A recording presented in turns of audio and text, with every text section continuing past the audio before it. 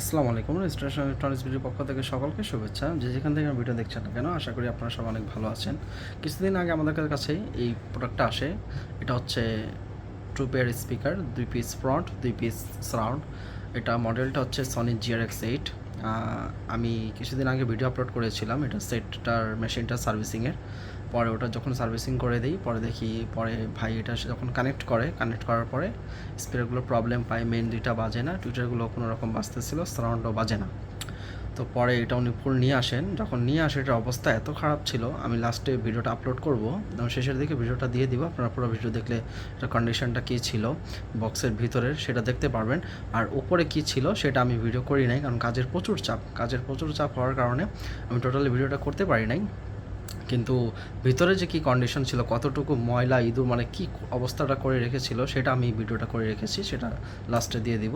তো এখন টোটালি এটা ফ্রেশ করে দিলাম, আর সবচেয়ে মেইন ইম্পর্টেন্ট যেটা হচ্ছে, এটা পেপারটা অরিজিনাল রেখে, পেপারটা অরিজিনাল রেখে আমি খুব সিস্টেম করে, খুব মাথা খাটিয়ে আমি এটা পেপারটা অরিজিনাল রেখে আস্তে আস্তে করে খুলে এটার কয়েলটা আমি চেঞ্জ করে দিই। পেপারটাকে অরিজিনাল পেপারটা একটুও 19 থেকে 20 আমি হতে দিই না।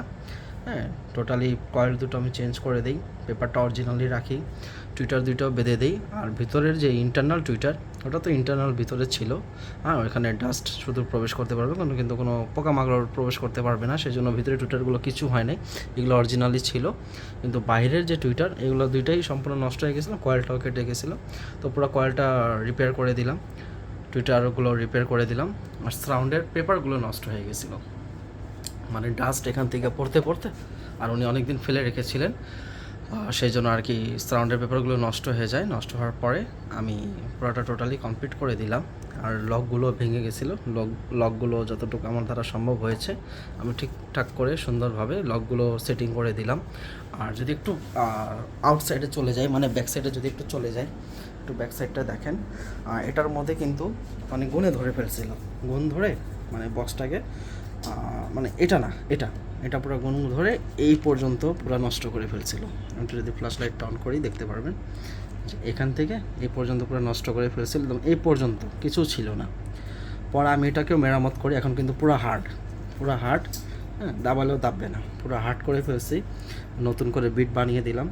এবং পেছনে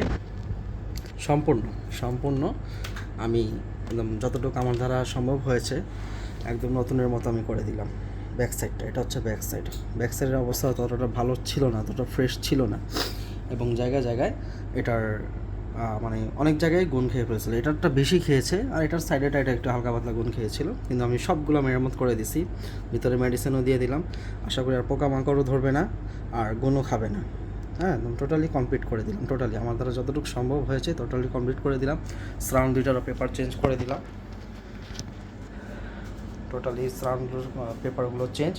এই হচ্ছে আমাদের কাজের কন্ডিশন। আমরা সাউন্ড সিস্টেম জগতে সব ধরনের কাজ করে থাকি।